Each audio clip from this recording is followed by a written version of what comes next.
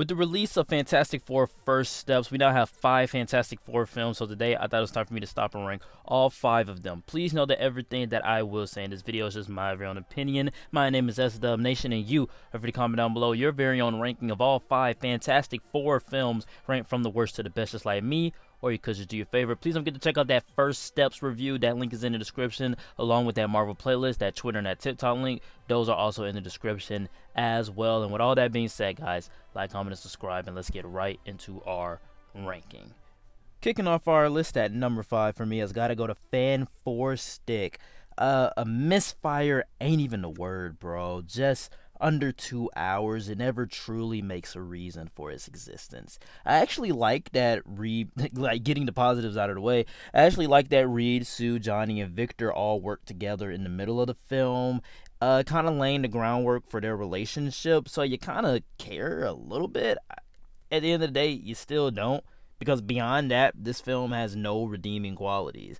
Why is Ben's catchphrase, "It's clobbering time," the same thing that his brother says when he's about to beat him? Why is the color just so depleted? Like, they just took all of the colors out of Fantastic Four and just replaced it with an empty filter.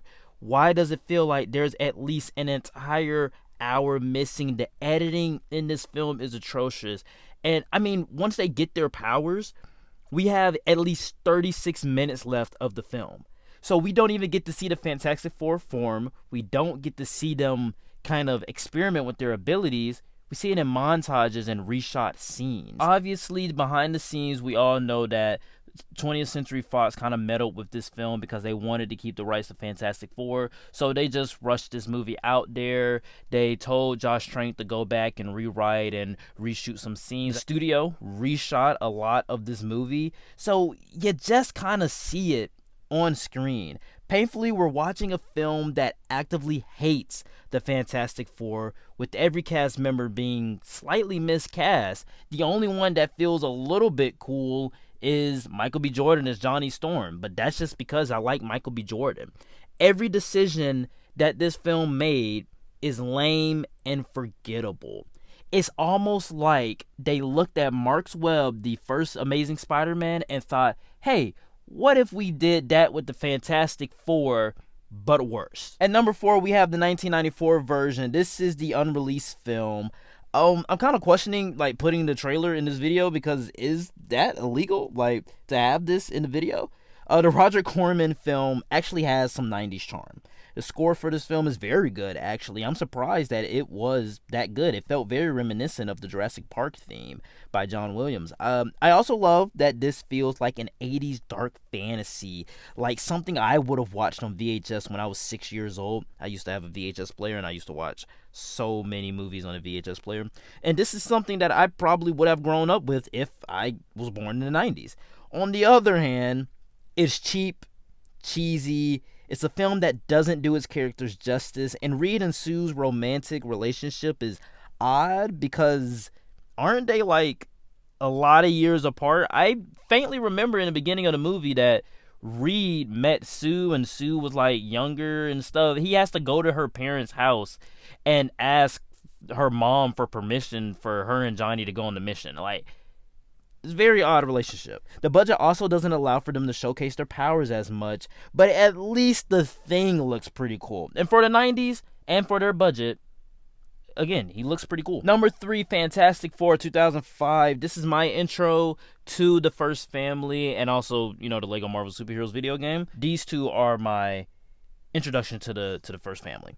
I think, superficially, given a better script, this cast could have worked. I love Chris Evans' Johnny and Michael Chiklis as Ben. They were everything to me, in particular Ben. His storyline is just so well handled that it's pretty odd that everything else is just so cheesy and cartoony. But from a nostalgic point of view, me and my brother used to watch these movies, this one and its sequel, and even though, and I say this all the time, I said it in Deadpool and Wolverine, I said it in First Steps review, I remember watching these movies during a time where we could not fathom that the Avengers would be a thing. We could not fathom that all 3 Spider-Man would be swinging on screen together. We could not fathom that. And it's crazy that we live in a day and age where that is happening, because even though this movie is not pretty good, this was all we had. And you know what?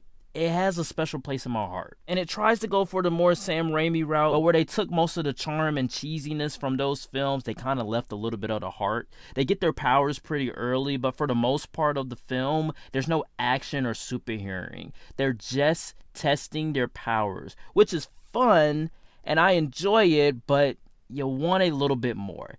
It's simple, but again, emphasis on cartooning. Runner up at number 2, The Rise of the Silver Surfer, the sequel to the original. Still pretty cartoony, but a little bit better at characterizations and storytelling. The introduction of the Silver Surfer is just so cool, bringing so much aura to the film. On a nostalgic view, I have less for this one because I didn't watch this one as much as I did the first, but I respect how much better in execution this film is compared to the first. Structurally, it's simple, but on a fun level, we're getting classic Fantastic Four stuff here. From the dynamics, from the chemistry, from the swapping of powers. I love that plot line. It's so much fun, and essentially this feels like a great time in a Saturday morning cartoon in the best way possible. There's a bunch of great ideas here that don't really get the time deserved, but my biggest criticism of this film is why the hell is Galactus a freaking cloud? But coming in at my number 1 has got to go to the Fantastic Four First Steps. It took them 20 years, but we got a great one. Not only that, we got Marvel's best. Getting the negatives out of the way, it is a little bit similar to other Fantastic Four films. Whether you're talking about The Silver Surfer, whether you're talking about 1994, there's a lot of influences from those other films, but in many ways, this film is a tribute to those films and the Fantastic Four as characters. It's not the best MCU film, but definitely a return to them firing on all cylinders. Since it's set on a different Earth, we're able to explore this world that breathes with life. Everything has a history, and you want to explore it more. Max Shackman, director of WandaVision, I expected nothing less. He crafted a story focusing on the family that has a whole lot of heart, and everyone has a part to play. And when you're dealing with an imposing threat like Galactus and the Silver Surfer, and you also have a baby on the way, the stakes are huge. It reminded me of the comments made by James Cameron a couple years back when he was releasing The Way of Water about how his films are kind of different from Marvel's because the characters have children that they have to look after. And this is kind of like Marvel's response to that. There's a moral dilemma here. Do we give up the baby, or do we try to make our stand on Earth? It's pretty interesting. The cast chemistry is also pretty great. I had my doubts about Pedro Pascal, but I think everybody did their best here. I think everybody did a great job. Going from Vanessa Kirby playing the more motherly role, being the heart and soul of the film. You got Ebon here playing the Thing, being the rock, pun intended, holding everyone together, being the anchor. Joseph Quinn as Johnny Storm. Fun, but also very intelligent. And they make it clear that Johnny is also a genius as well.